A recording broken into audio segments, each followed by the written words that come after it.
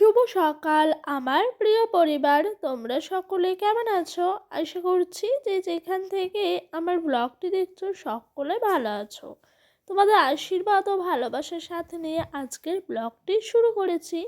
আজকে হলো বুধবার, এখন বাজে ঘড়ির কাঁটায় ঠিক সকাল 8:30। তো আজকে ওইদিকে মোটামুটি করে কাজকর্মগুলো গুছিয়ে নিই, তারপরে এদিকে চলে এসেছি বাসি বিছানাটাকে ভালো করে গুছিয়ে নিতে। তো ওইদিকে টোটোকে তো প্রথমে ঘুম থেকে তুললাম, তুলিয়ে ওকে ফ্রেশ করে একটু খাইয়ে দাইয়ে স্কুলে পাঠিয়ে দিয়েছি। তো স্কুলে পাঠানোর পর প্রত্যেক দিন এইদিকে বিছানাটা তুলে নিই। আমার মোটামুটি করে বিছানাপত্র তোলা হয়ে গেছে। আর এই দেখো এই দিক দিয়ে জানলাটাও ভালো করে খুলে দিচ্ছি যাতে করে রোদ্দুরটা ঘরের মধ্যে ঢোকে। এতদিন তো শীত ছিল বলে জানলা টানলা সেরকম খুলতাম না, তবে এখন শীতটা আছে, তবে অতটা পরিমাপেরও নেই। তার জন্য এখন আবার জানলাগুলো একটু খুলে দিই যাতে করে বাইরের রোদ্দুর একটু আলো ঝলমল ঘরের মধ্যে ঢুকতে পারে। আর এই দেখো প্রত্যেক দিনের মতো আজকেও বিছানাটা তোলার পর এই যে মেঝেটা আমি একবার ভালো করে পরিষ্কার করে নিই। কেন জানো তো, না হলে মেঝের মধ্যে প্রচুর নোংরা পড়ে থাকে, আর সেগুলোই পাড়িয়ে পাড়িয়ে খাটে উঠলে খাটটাও আবারও নোংরা হয়ে যায়। তো এই যে এদিকে ভালো করে মেঝেটা ঝাঁট দিয়ে দিচ্ছি। আর জানো তো, টোটোকে স্কুলে পাঠানোর পর দেখি কাজকর্মগুলো একটু তাড়াতাড়ি হয়ে যায়। তবে জানো তো, ওকে স্কুলে পাঠানোর পর মনে হয় কতক্ষণে বাড়ি আসবে। জানো, ওখানে একটু লেট করেই পাঠাই যাতে করে ও বেশিক্ষণ না থাকতে হয়, একটু তাড়াতাড়ি করেই চলে আসতে পারে। তো সেই জন্য ওকে একটু লেটে পাঠাই, আর 10টা 10:30 নাগাদ বাড়িতে চলে আসে। আর এই দেখো এদিক দিয়ে আমার ঘরটা পরিষ্কার করা হয়ে গেল, আর ঝাঁট দিয়ে নোংরাটা একদম বাইরে ফেলে দিচ্ছি। বিছানা ঝাড়ার পর ভীষণভাবে নোংরা থাকে। যাই হোক, ওই দিক দিয়ে আমার কাজকর্মগুলো হলো, আর এই দিক দিয়ে বাইরে চলে এসেছি। বাইরে এসেই দেখো কুয়োর থেকে জল তুলে নিচ্ছি। কি করব জানো তো, কাল রাতে যে সমস্ত বাসি জামা কাপড়গুলো ছিল সেগুলো সকালে ঘুম থেকে উঠে বাসি কাজকর্ম সারার পর ছেড়ে রেখেছিলাম। তারপর ডোডোকে পাঠাতে হবে স্কুলে, এদিকে আমার কাজ আছে, অনেকটাই চাপ ছিল কাজের, তাই ওগুলো এক পাশেই রেখে দিয়েছিলাম, ধুইনি তখন আর।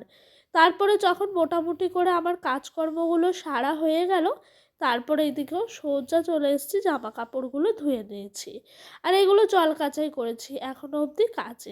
তো কাচবো কিছুদিন পর। এই জানো তো পিরিয়ড হয়েছে, আজকে হলো 3 দিন।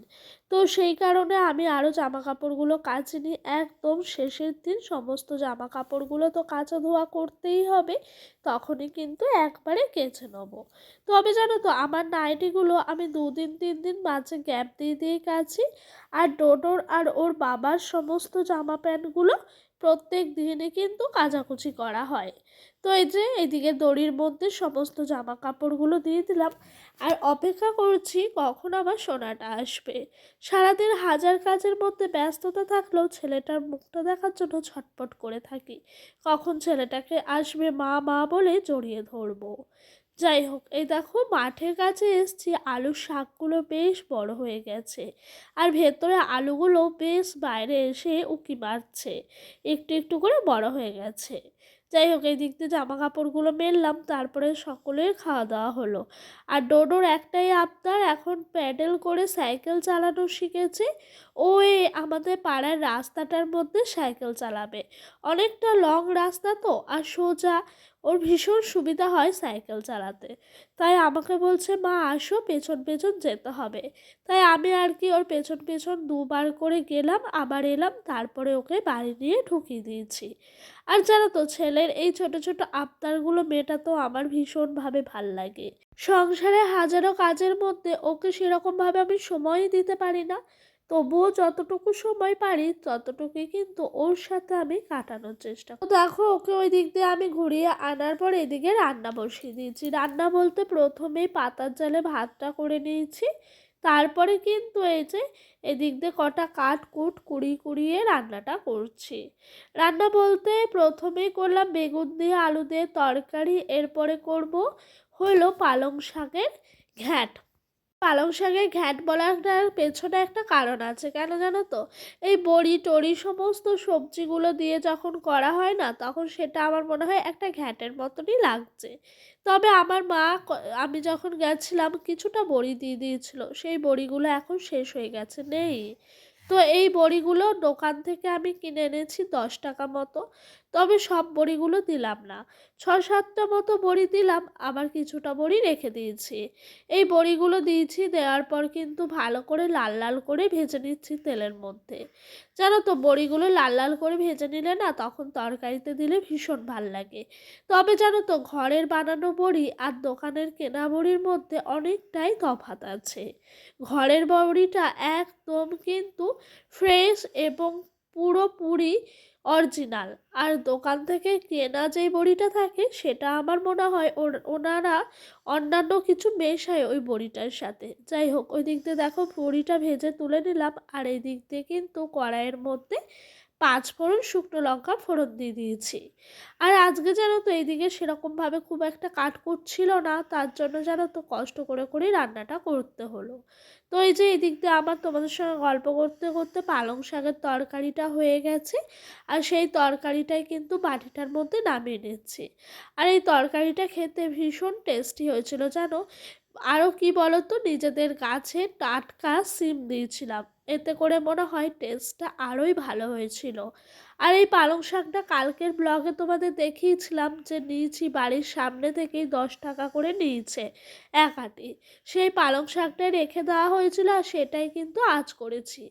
জানো, এখন না চালটা কেমন যেন, হয়তো নতুন চাল বলে এরকম হচ্ছে, বুঝতে পারছি না। তোমাদের সাথেও কি এরকম হয় গো? এই দেখো, চালটা প্রথমে বসাচ্ছি, বসানোর পর 1 ফুট হচ্ছে, তখন যদি নামিয়ে দিতে যাচ্ছি, পুরো ভেতরে দানা দানা থাকছে। তারপর যদি একটুখানি রাখছি, রাখার পর নামাতে যাচ্ছি, একদম গলে যাচ্ছে। আর এরকমটা কেন হচ্ছে এই চালটা, আমি নিজেও বুঝে উঠতে পারছি না। এখনো অবধি নতুন পুরনো চাল চিনে উঠতে পারিনি। আচ্ছা, তোমাদের সাথেও কি এরকমটা হচ্ছে? অবশ্যই আমাকে বলো কিন্তু। আর এই ভাতটা গলে গেলে না, আমি বাড়িতে ভীষণ বকা খাই। তার সাথে যদি পুরো কাঠি কাঠি থাকে, তাও কিন্তু বকা খেতে হয়। কেন জানো তো? কারণ আমার শ্বশুরমশাই একদম শক্ত ভাত খেতে পারেন না, আর ডোডোর বাবা আছে, উনি আবার একদম নরম ভাত খেতে পারে না। সেই নিয়ে আমি ভীষণ কনফিউজ থাকি কোন ভাতটা কেমন করে করব। আর জানো তো, প্রত্যেক দিন যেই চালটা করতাম সেগুলো না বেশ ভালো হতো, তবে এই চালটা একটু অন্য রকম হচ্ছে, এতে করে অনেকটাই টেনশনে আছি আর ভয়ও লাগছে। যাই হোক, রান্নাবান্না সমস্ত কিছুই হয়ে গেছে, আর এরই মাঝে ডোডোকে একবার স্নান করিয়ে ওকে রেডি করে খেলতে পাঠিয়ে দিয়েছি। খেলতে বলতে ও বাড়ির আশেপাশেই খেলা করে, অন্যান্য কোথাও যায় না। তো ও যেহেতু খেলছে, আর এদিক দিয়ে আমি বাসনগুলো কিন্তু ঝটপট করে কুয়োর পাড়ে নিয়ে চলে এসেছি, মাজা ধোয়া করছি। আর হ্যাঁ, জানো তো, বাসনপত্রগুলো মাজার আগে কিছুটা জামা কাপড় ছিল ডোডোর স্নানের পরে, সেই জামা কাপড়গুলোও কিন্তু আমি ওই দিক দিয়ে সার্ফ জল করে ভিজিয়ে রেখে দিয়েছি। আর জানো তো, এই বাসনগুলো মাজার পর ওই জামা প্যান্টগুলো কেচে নেবো। তাহলে কি হবে বলো তো? তাহলে জানো তো, আমার হাতের মধ্যে যে কালিটা লেগে থাকে, মানে ছোপ ছোপ হয়ে, সেই কালিটা কাচার পর দেখি একেবারে গায়েব হয়ে যায়। আমার মনে হয় ওই যে কাচাকুচি করা হয়, তাতে করে উঠে যায়। তাই প্রত্যেক দিনই আমি এই বাসনপত্রগুলো মাজার পর জামা কাপড়গুলো কাচা ধোয়া করি। যাই হোক, কথা বলতে বলতে ওই দেখো, ওইদিকে বাসনপত্রগুলো মেজে নিয়েছি, তার সাথে ডোডোকে খাইয়েছি, জামা কাপড় কেচেছি, উনুন লেপেছি, আরও অনেক কাজ করেছি। তো এদিকে আমার স্নানটাও হয়ে গেছে, এখন বাজে বিকেল 4টে মতো। আজকে লেট হয়ে গেল, লেট বলতে অনেকটাই লেট হয়ে গেছে স্নানটা সারতে। আর এই যে এখন কিন্তু আস্তে আস্তে এইদিকে দড়িগুলোতে রোদ্দুরটা আসা শুরু করে দিয়েছে, মানে সূর্যি মামা আবহাওয়ার সাথে সাথে কিন্তু পাল্টায়, মানে দিক পরিবর্তন করে, তো সেই কারণে সূর্যি মামার এই রোদ্দুরটাও কিন্তু অন্যান্য দিক করে লাগছে। তো যাই হোক, এই দিক দিয়ে আমি জামা কাপড়গুলো মেলে দিচ্ছি, আর চলো জামা কাপড়গুলো মেলতে মেলতে তোমাদের সুন্দর কমেন্টের উত্তর দিই। অসীমা দিদিভাই আমাকে বলেছেন, পিউ, আমার শরীরটা ভালো নয়, কিছু খেতে পাচ্ছি না, কিছু খেলেই হজম হচ্ছে না। তো দিদিভাই দেখো, একটাই কথা বলবো যে তোমার এতটা শরীরটা খারাপ, তুমি প্লিজ একবার ডাক্তার দেখিয়ে নাও। হয়তো ডাক্তারবাবু দেখলে পরে তোমাকে অনেক রকমের ওষুধ দেবে, আর সেই সমস্ত ওষুধগুলো খেয়ে একটু হলেও সুস্থ হতে পারবে। তাই আমি একটাই কথা বলতে চাই, বেশি দেরি করো না, একেবারে ঝটপট করে গিয়ে ডক্টরটা একটু দেখিয়ে নাও। আর ওই দেখো, ওইদিকে ডোডোর বাবা পাম্প চালিয়েছিল, ওইদিকে বোতলগুলো রাখা ছিল, সেই বোতলগুলো গামলার মধ্যে ভরে আমি ঘরের দিকে রেখে দিয়েছি। আর এই দিক দিয়ে জানলাটাও সুন্দর করে লাগিয়ে দিলাম। আর এই দেখো, এই যে এই জায়গাটা আছে, এই জায়গাটার উপরে প্রচুর জঞ্জাল থাকে। আর জানো তো, ঘরটাকে পরিষ্কার পরিচ্ছন্ন রাখাটা কিন্তু আমার একটা নেশায় পরিণত হয়েছে।